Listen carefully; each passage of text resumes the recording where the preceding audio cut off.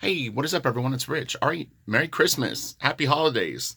It is December 25th, 2019. And I was like, if I'm going to reflect on the year and what I'm thankful for and all that stuff, well, I'm thankful for my YouTube friends and I'm thankful for good art. So I figured let's double up and we'll look at Frazetta together and enjoy December 25th. I've got a cat that wants out of the office. Let me pause this. Okay, I'm back. All right, yeah. So this is Icon. There's three books in the series, and from what my friend James sent me, there's a new Frazetta book that is either just came out or is coming out soon by David Spurlock, and it should be good. But yeah, so there's Icon, Legacy, and Testament, and let's do it. I'm a huge Frazetta fan. Huge. Um, if you don't follow the Frazetta Girls online or William Frazetta or the Frazetta Museum, I would definitely recommend it. I'll put links in the description box. It'll be later today though, because I have to split. So I'm gonna upload this thing and kind of cut and run, and I'll put the links later. So just come back tomorrow and everything will be set up properly. But I'm short on time, but I wanted to film this and at least get it on YouTube today. So for people sitting around looking for something to do, they won't have to look much longer. So, yeah, I mean, to call myself a huge Frazetta fan is almost an understatement. I got into him late though, so it's not like I'm not like a lifer, but I would say maybe 10 years ago, maybe a little longer, is when it really like the switch flipped for me. And how it happened was I was actually sitting at Comic Con next to one of the guys that shot the documentary Painting with Fire, and I just throughout the weekend at Comic Con, I saw Frazetta fans coming up to this guy and thanking him and talking to him, and my interest just kept building and building and building. And of course, I was aware of Frazetta's work and had seen it. I mean, it's almost impossible to not know a Frazetta piece. He's kind of like Led Zeppelin. Even if you don't know the band, like someone could bust out a song and you go, "Oh yeah, okay, I know Zeppelin." And yeah, so I bought the documentary that weekend and watched it, and it really kind of changed things for me because he's a perfect storm of one. I mean, he's influenced a lot of artists that I'm a fan of, and then on top of it, it's kind of fine art, it's illustration, and there's some comic work. So it's really cool to see someone that was so varied in what they did, and he did it all really really well. I apologize for the glare. It's like I'm trying to shoot it at angles where it will be most conducive to a glare free video. But yeah, I mean, he's just great with everything. He's great with a brush. He's great with a pen. He's great with painting, watercolor. His studies are fantastic. I mean, there's just really nothing that I don't, like. I've got a huge collection of books and JPEGs and stuff. These are this is Alex Raymond. It's like they kind of show like this is James Bama, Hal Foster, early Frazetta. I mean, you can see here, I mean, this looks just like anything you might see on Instagram from someone that's been drawing for a few years. So, even with Frank, I mean, there was an evolution to his work. And there he is, Frank, the man. So, this is Snowman. He did this as a kid with the help of comic book artist John Junta. I'm laughing because when I see interviews with people talking about Frazetta, I've watched Painting with Fire like literally hundreds of times. I don't even know, maybe 500 times, something like that. I've watched it, listened to it, you name it. I mean, I know the whole movie backwards and forwards. And so when I hear people talk about Frazetta and they just are echoing like stuff that they've heard in that movie, it always kind of makes me chuckle. So if I even teeter on it, I'm already laughing at myself for the same thing. But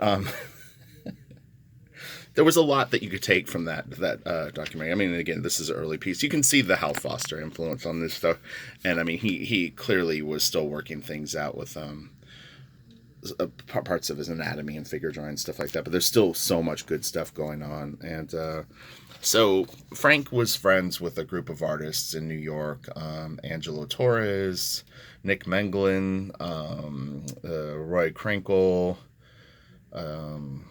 Al Williamson, and they created sort of like a little art studio. It was just a casual thing. More they weren't working literally in the same space, but called the Flegels, and they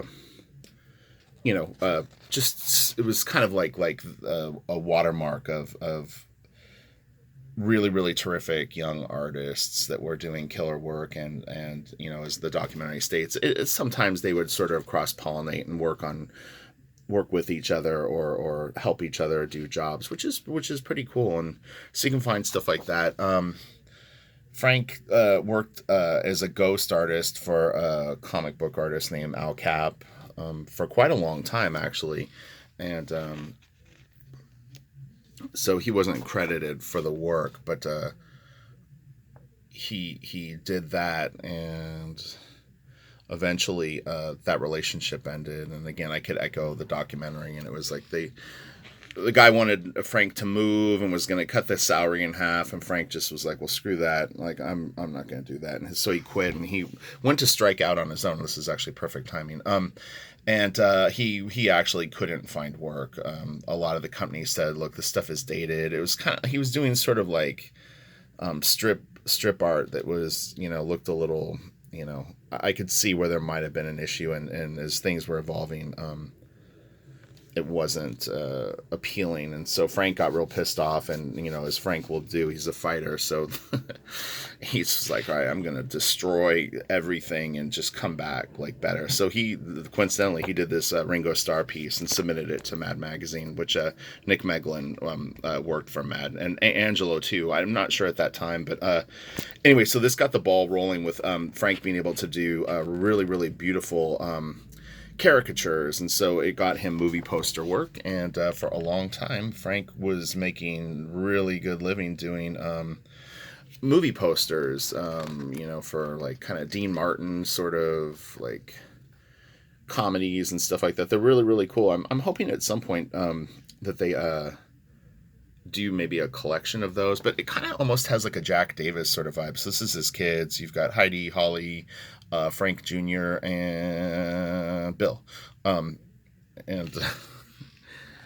so, yeah, his kids all seemed like pretty interesting people, and the art now is split up between the four of them. There was approximately 60 to 70 paintings that they split up, and then a lot of other art that was still in one full collection.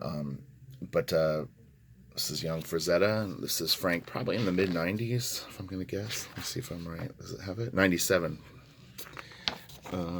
This is a little bit of stuff that he did, but you can kind of see that sort of like Jack Davis sort of thing. But Frank was really really good at this stuff. I mean, it's pretty insane, like how varied he could work. I mean, it's pretty incredible. And the caricatures are fantastic too. It's another thing. It's like it's like the poses are great, but the likenesses and stuff like that are really really good too. I mean, this stuff is just so killer. Somewhere out there this stuff exists. Who knows where these originals are? I've never seen them hanging in the Frazetta gallery, and the Frazetta museum now doesn't have all the pieces that it used to. If you see photos, sometimes some of those are actually like reproductions of the pieces that are hanging up, but they do have a body of work of his. But yeah, I mean, a lot of this stuff has been sort of broke up now. So if you ever went to the Frazetta Museum when Frank was still alive, you really got like a feast of things. And if you look in the Painting with Fire documentary, when they're interviewing Frank and stuff like that in the museum, you'll see what the original gallery looked like, and it was phenomenal. I mean, off the charts. But even then, there were some paintings that had been stolen from Frank. This is From Dusk Till Dawn. He missed the deadline to actually get this piece in, but this was done in 96. And yeah, so Robert Rodriguez is a collector. I have a friend who is a collector of Frazetta stuff. And yeah, they're out there. You need deep pockets now. I'll tell you what, stuff is no joke. This piece I think sold for $5 to $6 million. The Egyptian Queen.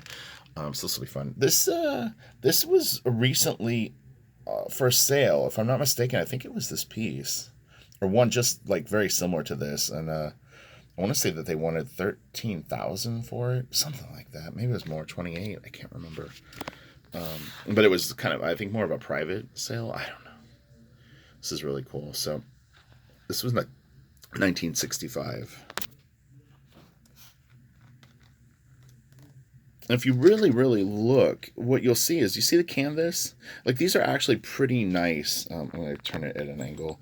But his paint application, he sometimes gets like a reputation that he applied the paint real thickly. But if you really look at this, it's actually quite thin. There's as time went on, Frank would sometimes go back and like work on paintings again and again.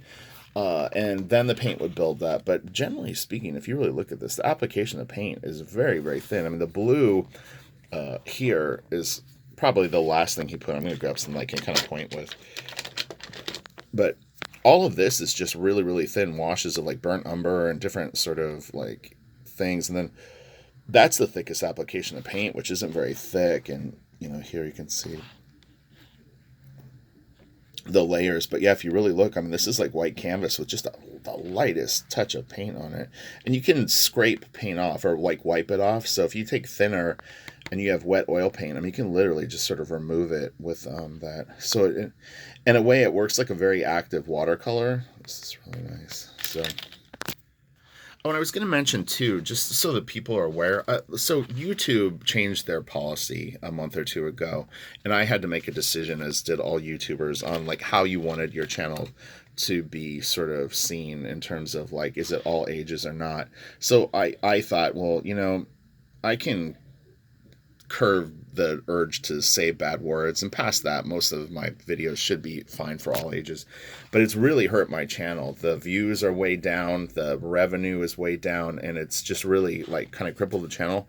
So I may have to re-upload stuff, and I'm going to try to just like get my channel sort of back on its feet. But I would say I've had like a 40% drop since the switch, and I noticed that the way that things are monetized and stuff like that, there's asterisks and all this like sort of additional things that are going on, and it kind of sucks. It's not a huge deal, but it's just something that I need to work it through. So if you see some videos being re-uploaded, that'll be the reason why. And I will start to unlock the like Journey of 1,000 Miles videos this year coming up.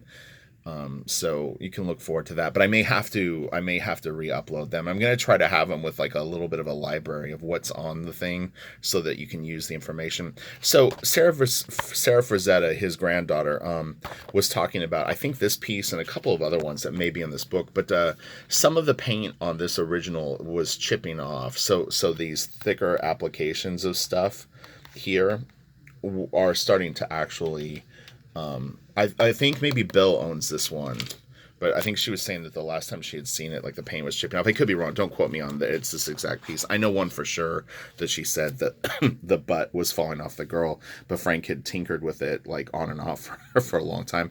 The painting actually changed quite a bit. It's the one with the woman riding the horse on the beach. Beautiful, beautiful piece. But there's two fairly different versions of it that I think are the same piece. So this was done on Masonite. It's a real famous story about this one where Frank had a piece due and had like a night to do it. He was looking all around. He didn't have any canvas, and they had been doing some construction. And so he tore up a piece of Masonite out of a floorboard. And you can see it's just that hard particle board that you would maybe like ship art with. And then he just applied paint to it. And, again, those thin applications of paint, the texture of the board shows through, so it gives it a really, really kind of beautiful look. And then this is obviously covered with paint, but it worked great, And it's a very, very iconic piece, I think. Neanderthal and then Uncle Creepy. So here's the Egyptian Queen, but yeah, this piece sold for a grip. It might have been 6.3 million, something like that. It is nuts, but it's Really, really famous. Quite iconic. Again, I'm trying to tilt the camera so there's less of a glare. And apparently, like sort of like some of the influence for Slave Leia was a combination of this piece and another one that might be in this book. Again, this is on Masonite. You can see the texture of the board. So hopefully this is entertaining, somewhat information filled. If you are a fan of Frazetta that doesn't know a lot, I mean, I don't think I know any. Well, I mean, honestly, I've accumulated so much secondhand information on Frazetta. There's probably little bits and pieces of things you might not be aware of, but again, I don't know for a fact. See, this kind of has a little bit of the Slave Leia thing too. You know, I'm still getting it from other sources, so who knows?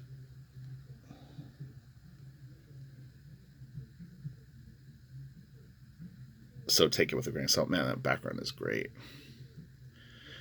Frank said that he always liked to keep parts of his paintings loose because it gave the viewer an opportunity to use their imagination with things, and I think it's a really really effective tool. And when you go overly tight, I mean you are really kind of just sort of like, it's like, this is the piece, this is what you get, this is what you're going to see. So the looseness definitely is, I think, nice. This is Queen Kong.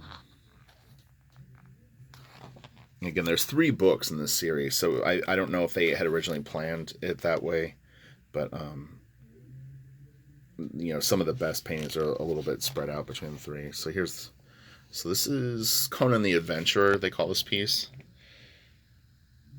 Really, really beautiful.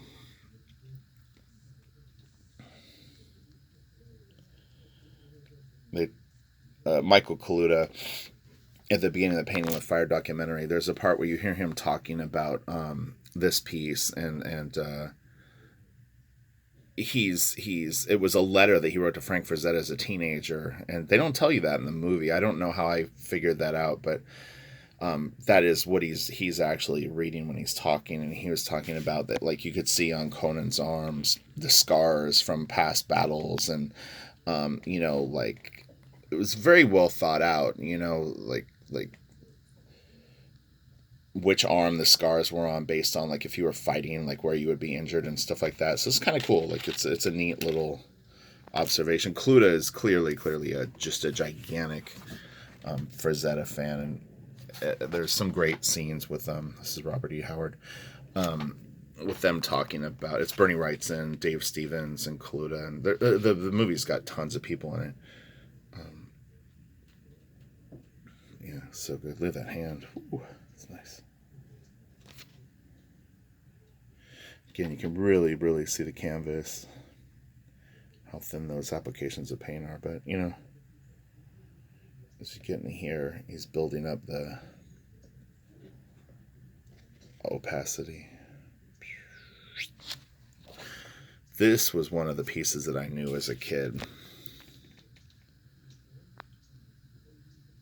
I had remembered seeing this, and it's hard not to remember it when you see it, because it's pretty damn epic. So good.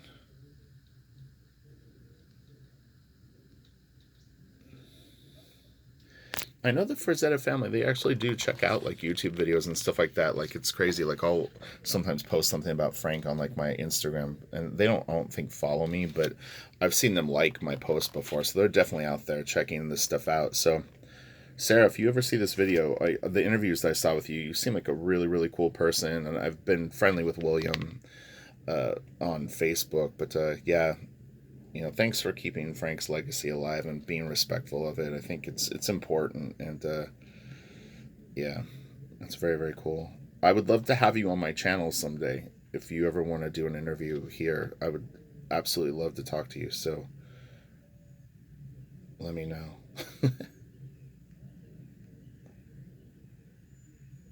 That's so cool. I've seen people rip that off. Some of these bodies, though, actually Frank did reference from another famous painting. I can't remember what it was, but yeah, there's one or two that people will point out where are, like, from some sort of other piece. But it's all good. So tough poses to draw. Look at that. That's so sick.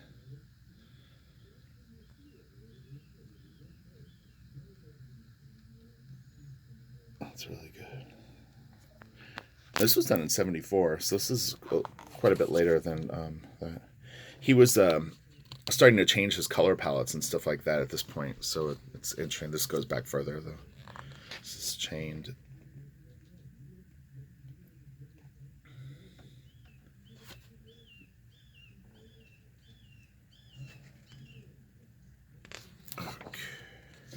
I'm gonna do like 3 more pages, and then I actually need to wrap it up because I need to take off and I need to get ready to go. So this will be a little shorter than some videos, but hopefully this was fun. And again, happy holidays to everyone. And I'll be back probably after. Maybe I'll do a video like around New Year's Eve or New Year's Day, and then just give me a little bit of wiggle room because I'm still finishing quite a few jobs and. Going into January, I'm going to be working on 3 things at once. So I'm going to be really, really busy, but I don't want to bail anything because they're all super good. They're all super good opportunities. So this bird is really chatty. This is such a great piece. Look at her flesh. It's like, man, it just glows. Hold on, sorry, I'm going to try to find a decent angle. Yeah, his levels of contrast and value on these pieces are so good. Like you could turn this into a black and white piece and it still reads incredibly clear, and you really just know exactly where to look based on the design and composition, and then again the values. And there's faster lines and slower lines and stuff like that based on the shapes, like the way that this stuff moves, his cape and stuff like that. It creates a level of speed and where to slow down and look at things. So whether he did it intentionally or not would be debatable, but he could clearly see some shapes moved fast and some slowed you down and created a center of focus or stop points throughout the piece. So, okay, we'll do 2 more. This is Brand Macmorn. Oh, yeah. Really, really good. It's tough to do, man. Like wolves and cats and stuff like that are actually really tricky to paint. It's like you have to.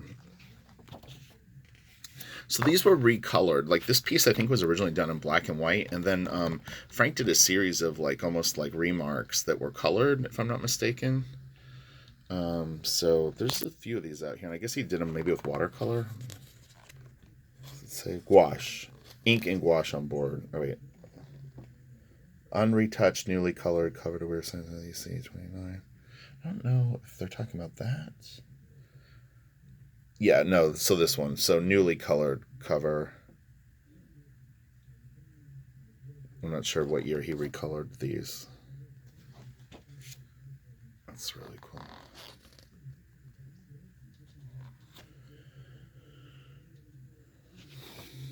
These are some of his early Tarzan pieces. You can see it's like smoother, tighter. Okay, so we'll end it on this. And there's actually, if I'm not mistaken, there's 2 versions of this painting. Someone wanted to buy this off of Frank at some point, and he didn't want to sell it. I'm pretty sure it's this piece. And he did ultimately sell it, but when he sold it, he basically told them, "Look, I'm gonna do a new version of it for myself." And he did. They're pretty close, but I think if you match up the moon and a little bit of the stuff, you can see the difference. I'm nearly sure it's that piece. Oh, this is so awesome. All right, so we'll end it here. Like, can't stop. Again, a little bit of the Slave Leia thing here. Man, it's so sick. I'm dying to peek at the next page. We'll just peek. His cats are great. Oh my gosh, so much personality. Oh yeah. Wait, hold on. What's this? Okay, well, this will be the last one. Such a cool piece. Look at that ass.